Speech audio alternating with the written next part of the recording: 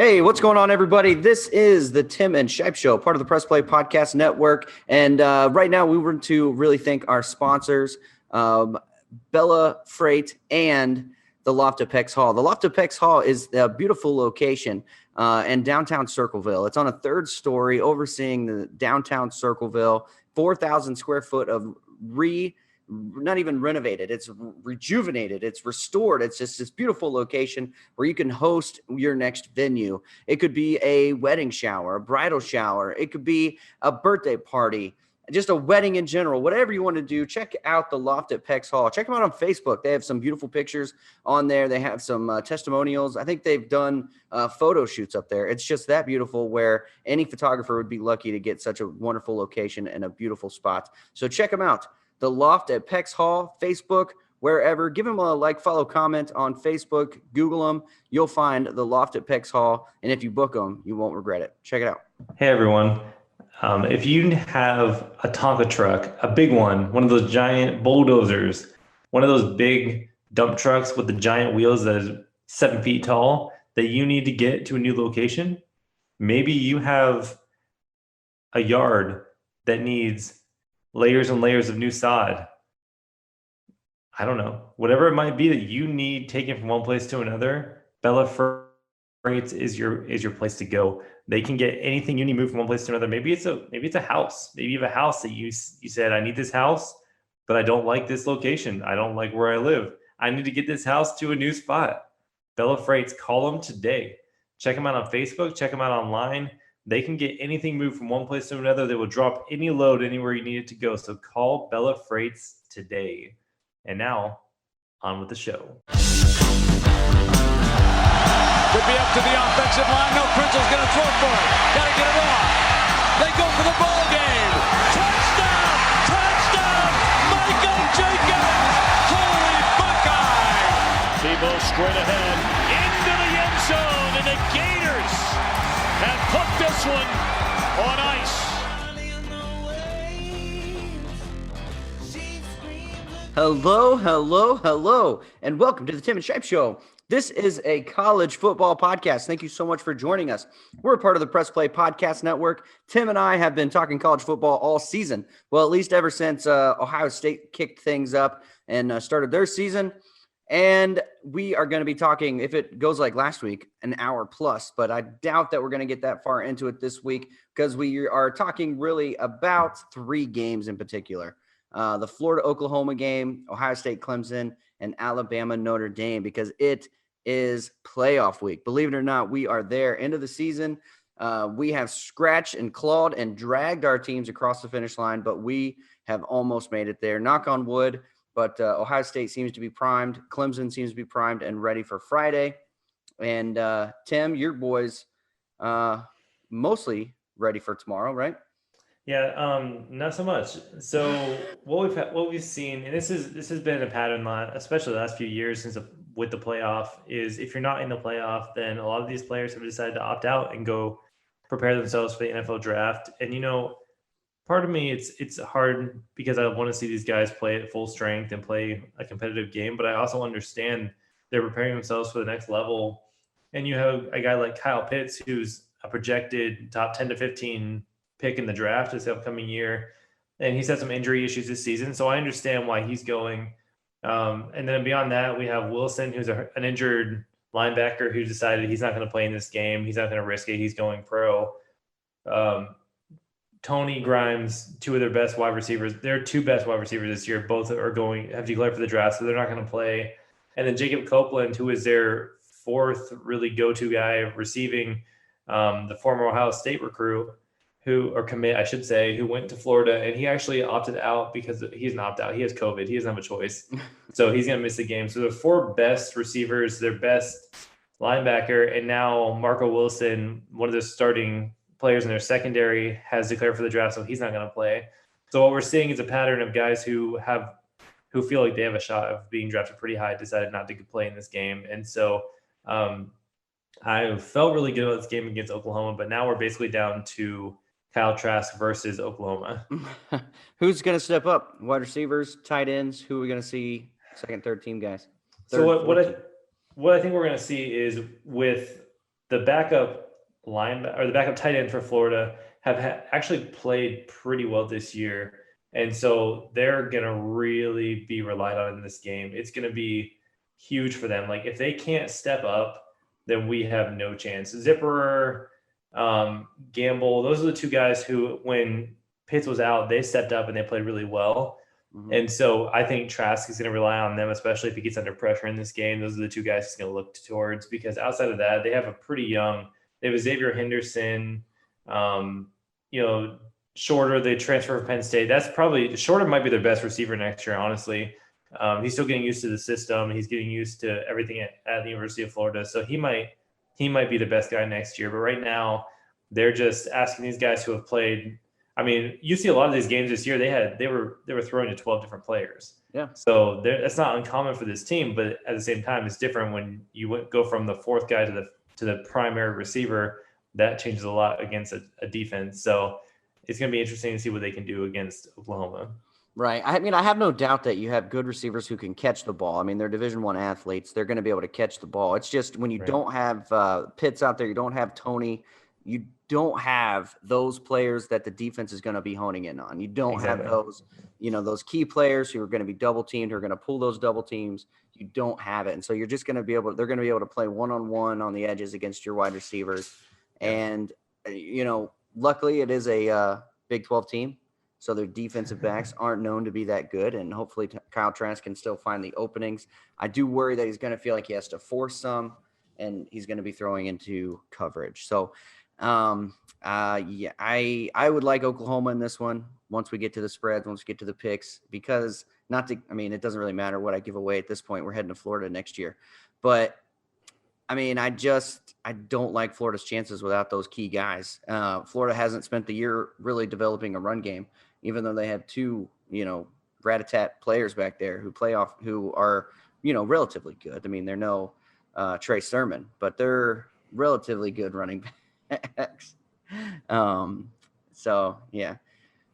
Yeah, no, I understand where you're coming from. Don't be surprised though in this game if you do see Pearson, Davis, and Wright, the three running backs for Florida, really get an unusual amount of carries. If they kind of change their game plan to try to confuse Oklahoma and change things up based on what they have, I wouldn't be surprised at all. I mean, you look at Pearson, Davis, they averaged almost 5 yards a carry this season. They just didn't carry very much. That's what it comes down to, is they just didn't have very many carries. They both had the exact same average. It just Pierce had more carries than Davis, and neither one of them had a crazy amount. So don't be surprised if they changed it up this year in this game and just try to confuse Oklahoma and run it more. Yeah, I'm rooting for Florida, kind of. No, I'm not. I've decided I'm not. I'm rooting for Oklahoma. I want all SEC teams to lose. Just my bias. I don't like any of them. You're a sad little man. Yeah, I'm tired of people saying the SEC is on the top, but people have to win and knock them off before they stop saying that. So that's what I need to happen. And rooting against every SEC team this year. I can't imagine rooting for any. No, I don't expect you to either. That's yeah. Okay.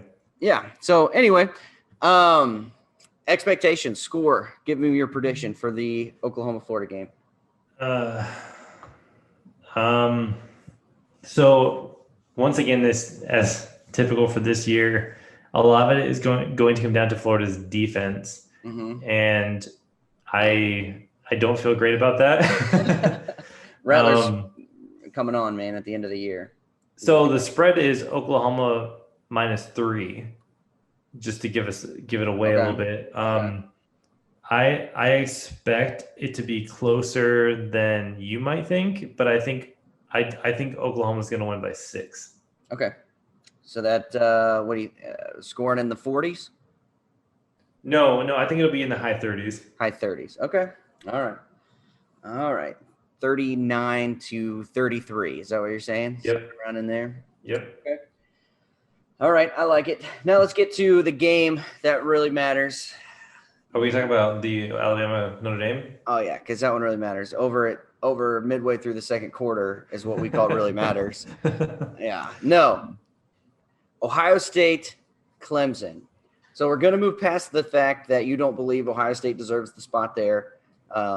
We won't beat that dead horse anymore. Everyone's talking about it. No, I said they deserve to be in by default. They don't deserve to be anything they did. They deserve to get people a loss. That's it.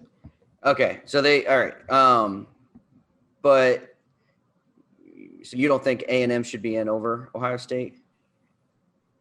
I mean, I don't think anybody wants to see A&M based on the way they lost to Ohio State. Right. So all right, well, that's fair. So I want to talk Ohio State a little bit. I think, 6 games in 9 weeks is a really tough thing to do.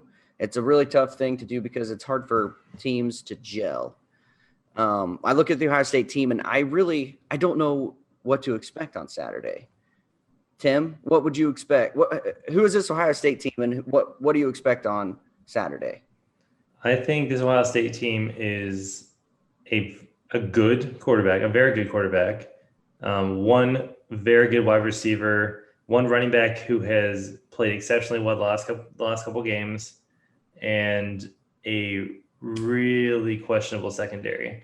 Okay. When I look at Clemson, I see a much more balanced team, and I expect Clemson, like we talked about last week, to have fully gelled as a team. Whereas Ohio State, I think they're still a little questionable with that. I think they don't communicate well at times. They have an opportunity to give a big plays. They showed that against Northwestern, who was a much less talented offense. Mm-hmm. So I expect that Ohio State's not going to be able to make up the difference in these 2 weeks that they have off. So I expect Clemson to win this game. Honestly, I expect Clemson to win by about 14. 2 touchdowns? Yeah. All right. Yeah. So this is what I've concluded. You know what you're going to get with Clemson. You know who they are. Ohio State, they're still discovering who they are. My hope is that they found enough running game in the last couple of weeks to get that going. Because before, teams, all they had to do was stop the pass. And it was like Day kept pushing the pass, even though the run game was working. And so it was almost like Ryan Day didn't realize what he had at running back until late in the third quarter. And so hopefully they're going to be mixing in more run than pass. And we're going to see a different Ohio State offense. I'm with you. I do have questions about their Ohio State's defense. Ohio State has to get pressure on the quarterback with a 4-man rush. And I think they can do it. You look at the Clemson offensive line, they have 2 good linemen, maybe 3. No, 2. They have 2 good linemen, 5-star recruits. Everyone else is weak. They have a weak offensive line. And I think Ohio State will be able to get there with just 4. Now, I know we don't have a Chase Young. We don't have a Bosa. But we have 4 good defensive linemen. And hopefully they do bring some blitz packages. I think they need to mix it up a little bit. But if we can get there with 4, put some pressure on Trevor Lawrence, man, I think we can win. When I say we, obviously I mean Ohio State. But man, I just don't have a whole lot of faith. I don't. If you're an Ohio State fan going into this saying Ohio State's going to run away with it, you're lying to yourself. There's nobody in the world who feels good about Ohio State right now. Here's a problem with your theory about the offensive line of Clemson and how Ohio State's going to handle that.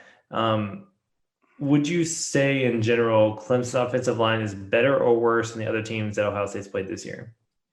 Ohio State's offensive line better or worse? No, Clemson's offensive line is better or worse than the other Big Ten teams that Ohio State's played? Equal. Okay. How effective has it been for Ohio State rushing the passer this year? Not great. We've had to bring in packages. That's my point. So the rushing the passer was for your whole theory about their offensive line isn't good enough, isn't great, so we're going to get to the quarterback. It hasn't happened this year. I don't think it's going to happen against the best quarterback. I'm saying we have to. Well, have to, yes. We but have to and doing it is not the same thing. Right. I am optimistic that we can, but I am pessimistic that it will happen on a consistent basis. Well, based on the fact that it hasn't happened this year makes me think that I would, unless they come up with some sort of miracle system to change things, then I wouldn't count on that. Plus, you have a quarterback who is clearly very good at reading the defense and knows what's coming pretty consistently. Yeah. And has done a great job of getting rid of the ball quickly when he needs to, or he knows when he has time, he knows when he doesn't. He is the number 1 overall pick in the NFL draft. And in the playoff era that hasn't bode well against anybody playing against them. Yeah. No, listen, like I said, I don't feel good. I see a lot of people saying online on Facebook saying, boy, this team is looking a lot like 2014, where the running game's coming on at the right time. Wide receivers are all going to be there. And man, I cannot tell you, Tim, how many times I have heard Ohio State fans say, boy, this feels a lot like 2014. Boy, this feels, like it's at least once a season for the last 6 years. I've heard at least once, man, this looks a lot like 2014. This feels like 2014. And it does and it doesn't.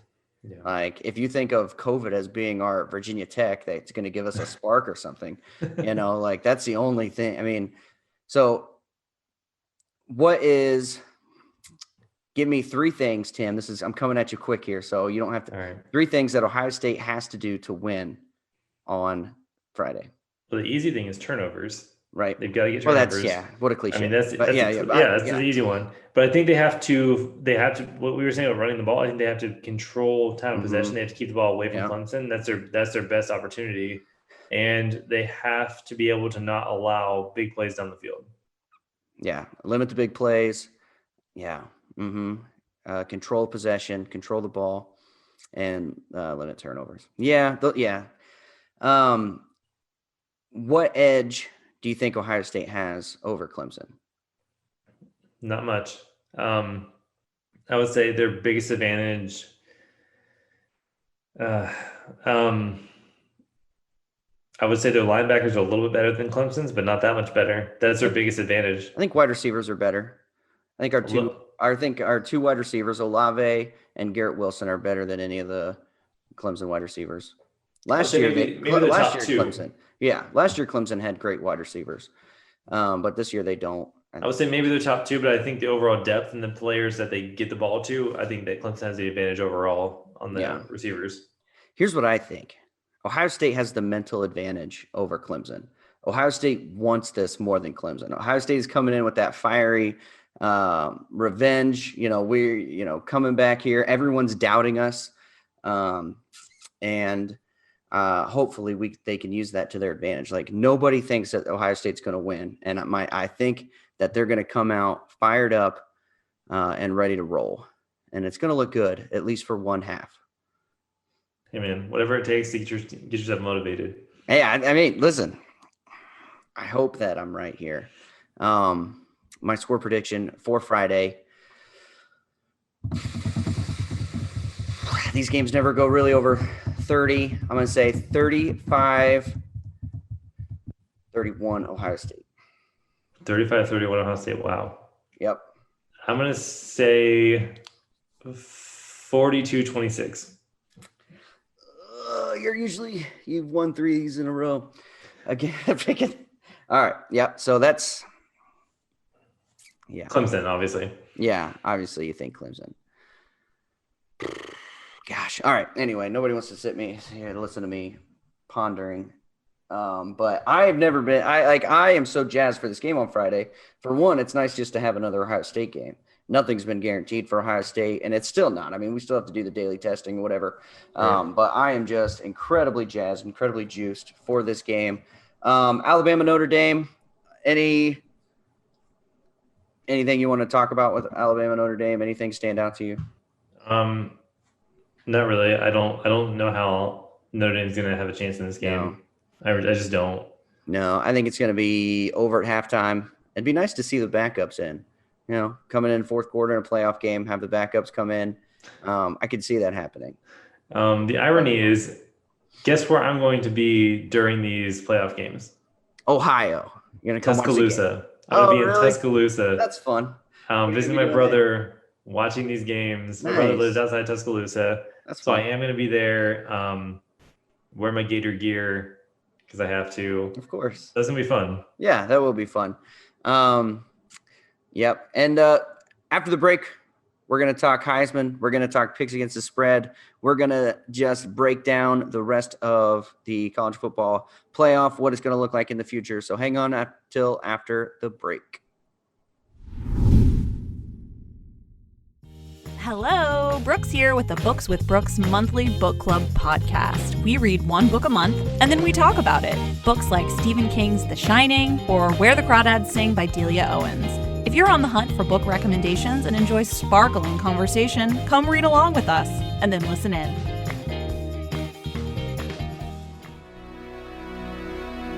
Hey everybody, it's Sam Amico from Cavs on the Break NBA podcast. Be sure to give us a listen for all your Cleveland Cavaliers recaps, analysis, breakdowns, draft talk, free agency. The list goes on and on. Give us a listen, Cavs on the Break NBA podcast. Hey everyone, it's Cameron Justice, co-host of the Orange is Orange or Browns podcast. Make sure you check us out for everything Browns. We got you covered before the game, after the game. Here are our takes, here are our feedback, here are our criticisms and our praises. If you like the Browns, you're going to love this podcast. I'm Dennis Maniloff, co-host along with the Roadman Kenny Rhoda of the Next Man Up podcast, part of the Press Play Podcast Network. Roadman and I do a deep dive into Browns, Indians, Cavs, Ohio State, and anything else that's on the sports fan's mind. Hey, it's JD from the Hyman Podcast. Using a narrative storytelling approach, the Hyman Podcast was created to start conversations that need to be human. Week by week, I'll break down walls and barriers and make people wildly uncomfortable, all the while giving a voice to the voiceless and the marginalized. Consider this your personal invitation to be part of that conversation. Welcome back. Again, thanks so much to the Press Play Podcast Network. What a great host of shows. What a great lineup that they have. Check out all those shows if you can. They're all such a good listen. Check them out. So, Heisman, Kyle Trask, he had a chance, and I think he blew it. So it looks like it's going to be between two Alabama players at this point. Possibly. I just saw the wide receiver from Alabama won the Player of the Year. So, okay. I mean, that is one of those things. Like, here's my issue is what are the determinations? Let me ask you this, Shipe. Okay. How do we determine who should win the Heisman? It is stats and popularity. Which one do you think matters more? Stats, popularity, and the winning team. You have to be on a winning team as well. But why? Why do you have to be on a winning team? Yeah. Because if you're going to stand out as the best player in college football, your team has to win. It's like, the best quarterbacks in high school are always going to be on the winning teams because they're the best team. They elevate their teams. And so I think you have to be on a winning team to win the Heisman Trophy because it just shows that you can elevate your team beyond just average. So I want to agree with you, but I'm struggling with it because you look at who's won outside of Burrow last year. Yeah. So Kyler Murray won the Heisman. Mm-hmm. These were good teams. Playoff teams, mostly playoff. I think mostly playoff, but not consistently. Okay. I mean, you have Baker Mayfield. Did he go to the playoff? Kyler Murray, Baker Mayfield. One did not. Okay. So then you have Lamar Jackson, a 4-loss team. Yeah. You just go from there. Like, my point is, I got you. It seems to change, and it depends on the stats. Am I right? Like, It depends on how your stats are for that season. Yep. My issue this year is the fact that you look at the numbers, and Kyle Trask's numbers are overwhelmingly better than anybody else in college football. Yeah. He's significantly better than Mac Jones, better than Trevor Lawrence it's not even close. And the fact that you have 3 Alabama players in the top 5. Isn't that crazy? That to me should increase the odds of Kyle Trask winning it. Because even in the games we lost, he did not have a bad game this season. He broke SEC record after SEC record in a shortened season with only playing conference. He has more 4 touchdown games than anyone ever in SEC history. He broke Florida records for most touchdowns in a season in a shortened season. Just all the things that he should have done, he did. In the game we lose to Alabama in the conference championship, Mac Jones and Kyle Trask numbers are almost identical. Yeah. And yet people are saying, well, who won? That, to me, isn't a reflection of Kyle Trask. That's a reflection of the Florida defense. Right. And to me, shouldn't that kind of help Kyle Trask's argument a little bit, where it's like, okay, so Mac Jones kind of played a weaker defense. Does that hurt his chances of winning it? So you look at the team overall, Kyle Trask, it kind of reminds me of Tim Tebow's second year having a chance to win the Heisman after he won it the first year. And his numbers were actually better, but they gave it to Alabama's running back because they beat Florida in the conference championship. Yeah. Well, it reminds me a lot of when Dwayne Haskins was up for the Heisman Trophy. He had better numbers than all of them, better passing percentage, everything. Everything that he did was better than Kyler Murray, or even I forget who the other one was. Jalen Hurts, maybe? I can't remember. But his numbers were better, but he still lost. And so it's a lot of the team that wins. And it's a lot of, I think, just promotion, getting your player's name out there with your school, getting him early. I think what hurt Trask is that he wasn't on anyone's radar until later in the season, and then people started paying attention. But by that time, he was losing to LSU, and falling short. And so I think the fact that he came onto the radar late, and then his team's lost at pivotal moments really hurt him. Yeah, I disagree. I think people saw him at the beginning of the season. His name was coming up in conversation from the beginning of he's an outlier. He wasn't the leading player, but he was being mentioned. And then by week 4, even with the loss at A&M, he was still in the conversation. And I would say the leader by week 5 for the Heisman, at least Vegas odds. And so what happened was they lost to LSU, which again, he didn't have his best game in his career, but he still had 4 touchdowns. I mean, he still played a good game. He didn't have 118 yards or something like Justin Fields did last week. Right. No, he had almost 400 passing yards and 4 touchdowns. I mean, it's ridiculous. And the fact to me is that he had almost 500 yards passing more than Mac Jones. He had 11 more touchdowns. He had 1 more interception, but he also had 3 rushing touchdowns that Mac Jones did not have. Yeah. And so that's just, I guess I just look at it and I just don't understand. What else would he have had to do to win the Heisman? He can't play defense. I wish he could, because maybe he's better than some of our secondary this year. I don't know. Yeah. But no, hey, that's you've convinced me. You've convinced me. One, because I hate Alabama, and the fact that they have 3 people in their Heisman is just ridiculous. So I hate Trevor Lawrence. So yeah, if I had a vote, I'd be voting for Trask. He'd have my vote. I'll give you a vote right now. Right now. There he goes. Unanimous. Yeah, Kyle Trask. He's the Heisman winner in our podcast, in our world. Yeah. Well, and like I said, it's not just and that's what frustrates me is just like the playoffs, sometimes it seems like they change to fit the story of what they want. Mm-hmm. And I'm not trying to be this whiny, oh, poor us. That's not really what I'm not trying to do. I'm trying to just figure out what he could have done differently. So, I mean, I'm just looking at the last several winners. We have Burrow, obviously undefeated season. He deserved it. He had crazy numbers. Yeah. Kyler Murray, good year. I don't know that he deserved it. I don't. I agree with you there. I think that's where the rare exception of Ohio State's quarterback actually deserved to be a Heisman winner, possibly, even though he's now a free agent in the NFL. Yeah. Poor guy. Baker Mayfield, he was a playoff team that was voted before they got blown out. So I understood that one. Lamar Jackson, that's a 3 or 4 loss team, but he was amazing numbers. They have Derrick Henry, Marcus Mariota, Jameis Winston, Johnny Manziel. You just go on and on. I can go on forever, but it just seems like in general, there were several, even the year that Tim Tebow won, they were a 3-loss team. Yeah. And it just blows my mind. I just don't understand. It seems like it's almost like a popularity contest sometimes. Mm-hmm. Like you kind of said, if Trask is more popular to begin with and people have more faith in him at the beginning of the season, maybe there's no question by now. Yeah. I just wish I had a better understanding of how it's determined. I don't know either. People are voting. I think it's just based on popularity. Stats are a big part of it, but like you said, the guy with the best stats this year is not winning. He'll probably end up being 3rd, honestly, in Heisman voting, which is sad. Maybe 4th. People are probably going to vote Lawrence over him. I don't know. Oh, I hate Trevor Lawrence so much. Sorry, I just can't talk about that guy without my skin crawling. Speaking of crawling, I'm going to be crawling my way down to Florida this year, maybe flying, crawling, flying, rolling. And that's because I'm terrible at picking against the spread.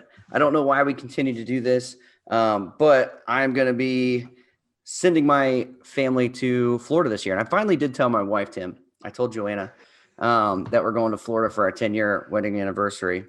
She's so excited.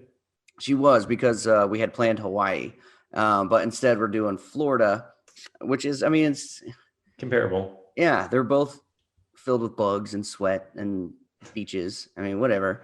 So, but yeah, but I said it's fitting because we spent our honeymoon at Disney, and now we're going to be going there 10 years later, 2 kids, I think it's nice. I think it's picturesque. It's full circle. Yeah. You, your wife, your kids, and me. Yeah, that's right. And the Joneses. No, it'll be fun. I'm really excited about going down. And if we could skip the game and we'll just go as a family to not to Vegas, but to Disney World, that'll be a lot of fun. Hopefully by then masks will be off and we can really enjoy ourselves. Hopefully. We'll see. But yeah, so I'm heading down to Florida. Picks against the spread, Tim. Did we talk about our picks last week? We did not. I missed it last week. Yeah, we're slackers. And we just got into such a heated argument that by the time that was over, we're like, we just got to go. Listen. Yeah, time was up. And just so we're all clear, that was not the first time that Tim and I have been in heated arguments before. It is not. And I'm sure it won't be the last. Oh, no chance. Yeah. So go through our games with me, Tim. Help me here. Okay. So we had Oregon against USC. We both picked USC -3, and Oregon won that game outright. So we blew it on that game. Yeah. And that was actually the first game of the weekend, so that was interesting. And then let's see, what else did we pick? Sorry, this just messed up on me. Then we had Alabama against Florida. Alabama was favored by 17. You took Florida. I took Alabama, so you actually won that one. That's right, I did. But it wasn't enough, unfortunately, for you. We both took Ohio. I had to be perfect last week. You did. To win or to even tie. I don't know. I had to be perfect, whatever it was. I think you had to tie. You had to be perfect. Yeah. So the big game, and this is the early game on Saturday, was Oklahoma against Iowa State. It was Iowa State plus 5.5. Mm-hmm. You took Iowa State because I took Oklahoma. Yeah. And I think you actually said you were going to take Iowa State either way. Yeah, Oklahoma I was. ended up winning, but it was a very close game. I was a little nervous. Oklahoma pulled it off. They won the point spread there, and so that actually clinched it for me. Yeah. We both picked Ohio State -20.5, and we were wrong there. Yeah, Ohio State won by 12. Yeah. And then we had Clemson Notre Dame. I picked Clemson -10.5. You picked Notre Dame.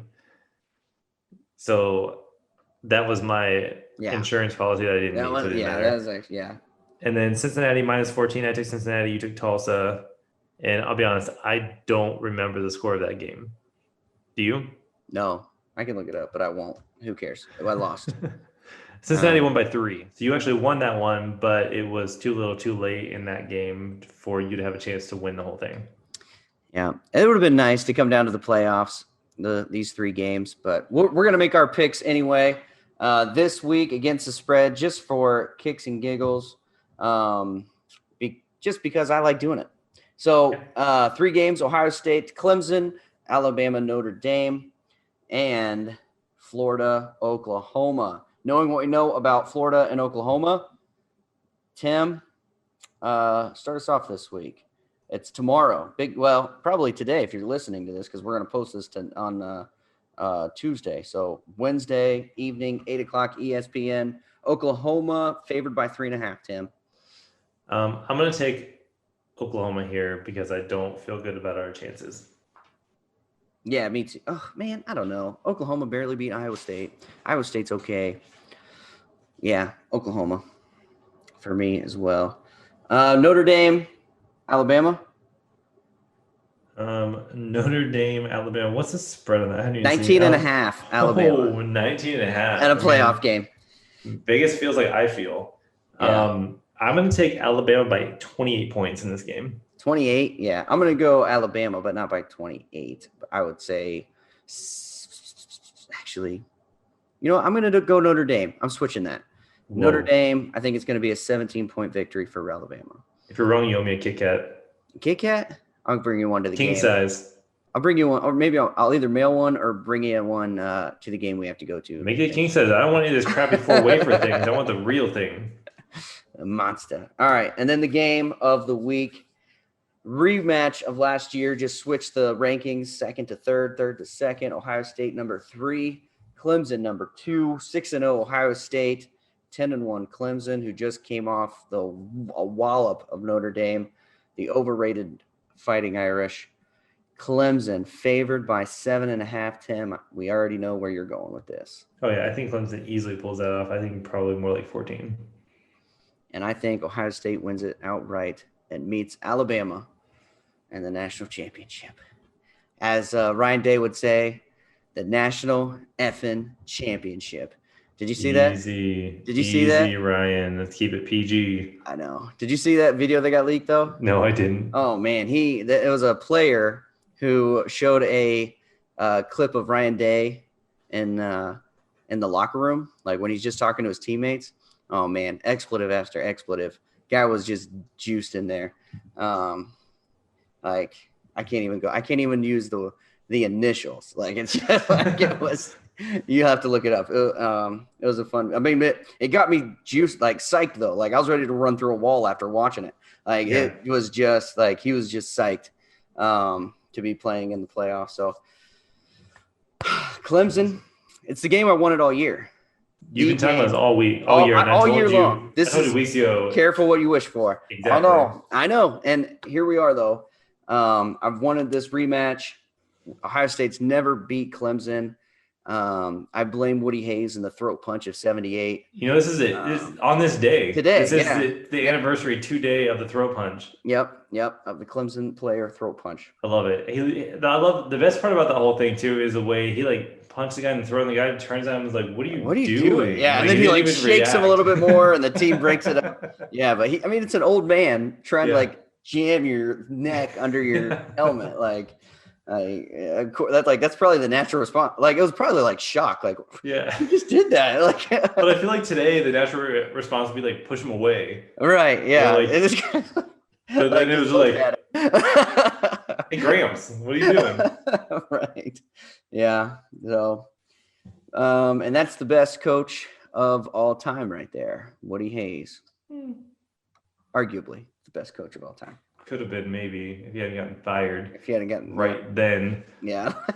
Yeah. Unfortunately, the best coach of all time is coaching in the playoff this year, and you're hoping to get a chance to play against him. Yeah.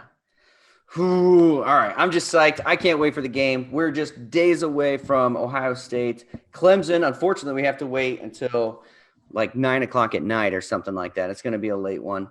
So can't wait. And can't wait for next week when we're talking about an Ohio State victory and Tim is eating crow.